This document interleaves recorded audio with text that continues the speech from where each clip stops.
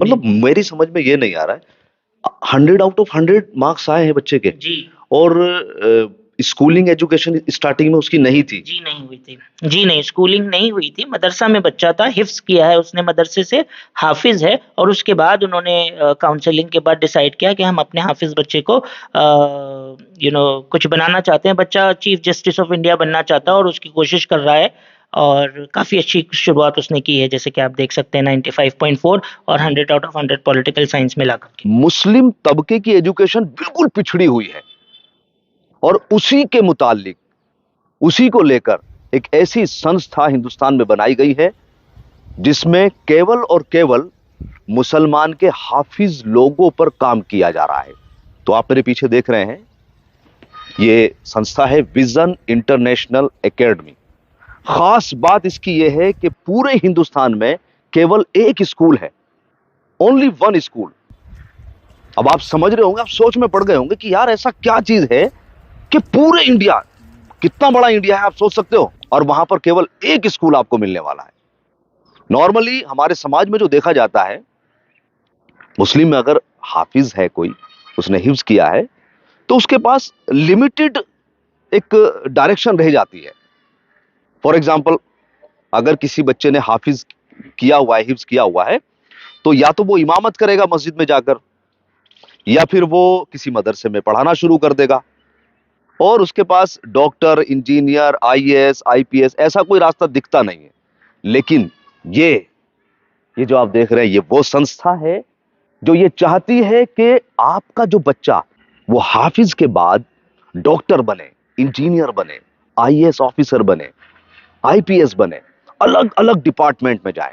और इस संस्था की जो खास बात मुझे पता चली है वो यही है कि ये एक बच्चे को ऐसी डायरेक्शन दे रहे हैं और इतना क्विक फास्ट सर्विस दे रहे हैं कि यार 12वीं क्लास का जो बच्चा होता है ना, जो nursery, LKG, UKG, first, second, third, वो सारी क्लासेस करने के बाद 12वीं में जब आता है, फिर वो डायरेक्शन मिलती है उसे, आप डॉक्टर जाओ, इंजीनियर जाओ। ये कितना लंबा टाइम हो गया है।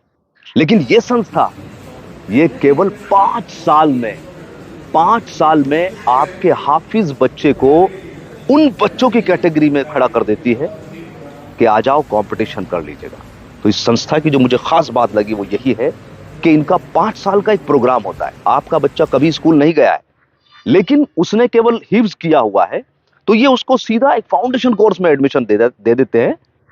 1 साल का इनका फाउंडेशन कोर्स होगा और उसके बाद सीधा 9th, 11th और 12th। और यकीन करें, मैं बच्चों से मिला हूं, 10th क्लास के बच्चों ने इतना ज्यादा इंप्रेस किया, मैं दूसरे बच्चों से भी मिला, कि यार मुझे यकीन नहीं हुआ कि 3 साल में इन्होंने क्रांति ला दी है, क्रांति जिसे बोलते हैं। तो आइए मैं एक बार इस संस्था के अंदर आपको लेके चलता हूं और एक पिक्चर, एक विजुअल, एक तस्वीर आपको दिखाता हूं कि इनका एजुकेशन सिस्टम किस तरीके से काम कर रहा है।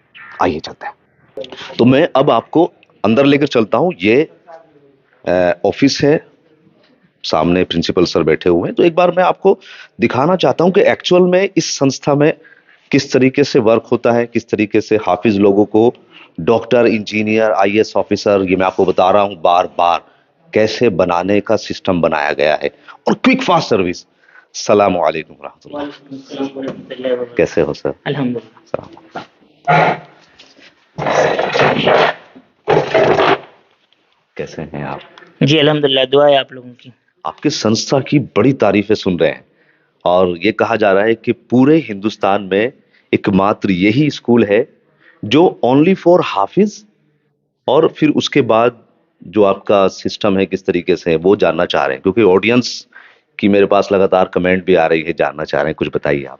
हाँ, देखिए ऐसा है कि जब सच्चर कमेटी की रिपोर्ट के बाद पूरे हिंदुस्तान को ये पता चला कि हिंदुस्तान की तरक्की के लिए जो माइनॉरिटी कम्युनिटी है, जिसमें मुस्लिम सबसे बड़ी माइनॉरिटी है, उनके बच्चों की पढ़ाई जो है किसी वजह से रुक जाती है, और वो प्राइमरी एजुकेशन ना लेने की वजह से सेकेंडरी एजुकेशन और हायर एजुकेशन में उनका जो योगदान होता है वो कम है। सरकार ने ये कहा था कि हम भी कोशिश कर रहे हैं और माइनॉरिटी को भी कहा था कि आप लोग भी कोशिश करें अपने कौम को आगे बढ़ाने के लिए और ऐसे इदारे खोले जहाँ पर हम इन बच्चों को मेन स्ट्रीम कर पाए। तो सच्चर कमेटी को बेस बना करके और स्कॉलर्स की मदद से मनापात फाउंडेशन, जिसके चेयरमैन हमारे अमीर अहमद साहब हैं, उन्होंने 2017 में ये डिसाइड किया कि एक ऐसा स्कूल खोलते हैं जिसमें एनसीईआरटी के ब्रिज कोर्स को बेस बना करके ऐसे हाफिज बच्चे जो किसी भी वजह से प्राइमरी एजुकेशन नहीं ले पा रहे हैं और सेकेंडरी एजुकेशन और हायर एजुकेशन में नहीं जा पा रहे हैं, उनको मेन स्ट्रीम करें। और पिछले 5 सालों से ये प्रोग्राम चल रहा है।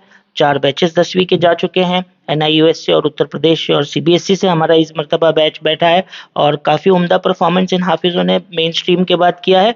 और एक बैच हमारा सीबीएसई से ग्रेड 12 का हुआ है और उसमें भी जो हमारा ग्रुप है उन्होंने बहुत बेटर परफॉर्म किया। ऑन एन एवरेज हमारा 69% रिजल्ट है और हाईएस्ट 95.4 है, जो इस बात की दलील है कि अगर हम कोशिश करें सरकार के साथ मिल करके तो हम ऐसे तमाम बच्चे, सिर्फ हाफिज ही नहीं दूसरे बच्चे भी जो मेन स्ट्रीम नहीं हो पा रहे हैं, हम उनको एनसीईआरटी के ब्रिज कोर्स की मदद से मेन स्ट्रीम करने में कामयाब हो रहे हैं। आप लोगों की दुआओं की जरूरत है।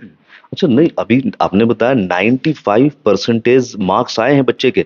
जी, 95.4 बच्चे के मार्क्स आए हैं और पॉलिटिकल साइंस में इस बच्चे को 100 आउट ऑफ 100 मिला है, उर्दू में भी 100 आउट ऑफ 100 मिला है। तो मैं समझता हूँ ये वो बच्चे हैं जो किसी वजह से स्कूल नहीं कर पाए, लेकिन सिर्फ 4 साल की मुद्दत से और मेन स्ट्रीम होने के बाद। मैं आपको रोकना चाहूंगा, मतलब मेरी समझ में ये नहीं आ रहा है, 100 आउट ऑफ 100 मार्क्स आए हैं बच्चे के जी, और स्कूलिंग एजुकेशन स्टार्टिंग में उसकी नहीं थी। जी नहीं हुई थी। जी नहीं, स्कूलिंग नहीं हुई थी। मदरसा में बच्चा था, हिफ्स किया है उसने, मदरसे से हाफिज है और उसके बाद उन्होंने काउंसलिंग के बाद डिसाइड किया कि हम अपने हाफिज बच्चे को कुछ बनाना चाहते हैं। बच्चा चीफ जस्टिस ऑफ इंडिया बनना चाहता है और उसकी कोशिश कर रहा है और काफ़ी अच्छी शुरुआत उसने की है, जैसे कि आप देख सकते हैं 95.4 और 100 आउट ऑफ 100 पॉलिटिकल साइंस में ला करके। मतलब कुल मिलाकर एक चीज मैं आप लोगों को बता देता हूं, पहले भी मैंने आपको इससे अवगत कराया है कि बैकग्राउंड स्कूलिंग नहीं है। 5 साल का इनका प्रोग्राम होता है जिसमें 1 साल ये फाउंडेशन का कोर्स होता है, उसके बाद फिर 9th 10th और 11th 12th, मतलब 5 साल में एक बच्चा 100 में से 100 नंबर ला रहा है। यार कमाल की परफॉर्मेंस है, इससे तो मैं बहुत ज्यादा इंप्रेस हूं और मुझे उम्मीद है कि आप भी अचंभित होंगे।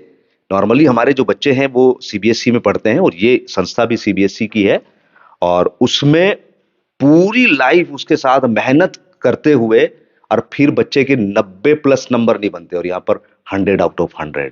वेरी वेरी वेरी, मतलब इंप्रेसिव एकदम रिजल्ट है। मैं आपके माध्यम से ये गुजारिश करना चाहूँगा कि तमाम मदरसे जिनके पास हाफिज़ बच्चे ग्रेजुएट होकर निकल रहे हैं, हिफ्ज़ करके निकल रहे हैं, उन्हें अपने बच्चों को हमारे जैसे इदारों में जोड़ना चाहिए ताकि हिफ्ज़ के बाद वो मेन स्ट्रीम करके अपने अपने पोटेंशियल एरिया में जो है देश की तरक्की में योगदान कर सकें। बस मेरा लास्ट क्वेश्चन आपसे ये रहेगा कि क्या इस संस्था में केवल हाफिज लोगों की एंट्री है? मतलब जो मुझे रिसर्च में मिला है, ये कहा जाता है कि पूरे स्कूल में पूरे इंडिया में कोई भी ऐसी संस्था नहीं है जो केवल हाफिजों पर काम कर रही है। आपकी संस्था में हाफिज लोगों पर काम हो रहा है? जी, हमारे संस्था में हाफिज लोगों पर ही काम हो रहा है। ऐसा है कि उत्तर प्रदेश में और दूसरी जगहों में जहाँ हाफिज बच्चे बनते हैं, तो उनके परिवार को एक ये परेशानी होती है कि अगर ये दूसरे स्कूल में जाएगा तो जो कलाम पाक उसने याद किया है, जो हमारी होली किताब है, वो भूल सकता है। तो हमने हमारे सिस्टम में उस कलाम पाक को याद उसके रिवीजन का, जिसको हम लोग दौर कहते हैं, उसके रिटेंशन का बंदोबस्त रखा है। तो उससे वो काफ़ी कॉन्फिडेंस हो जाते हैं और अपने बच्चों को यहाँ पर भेजते हैं। वैसे संस्था में कुछ गैर नॉन हाफिज बच्चे भी हैं, अराउंड 6%, और वो लोग भी यहाँ पर से दर्स व तदरीस हासिल कर रहे हैं। एक हल्का सा बस लास्ट क्वेश्चन ये है, अगर दिनचर्या की बात करें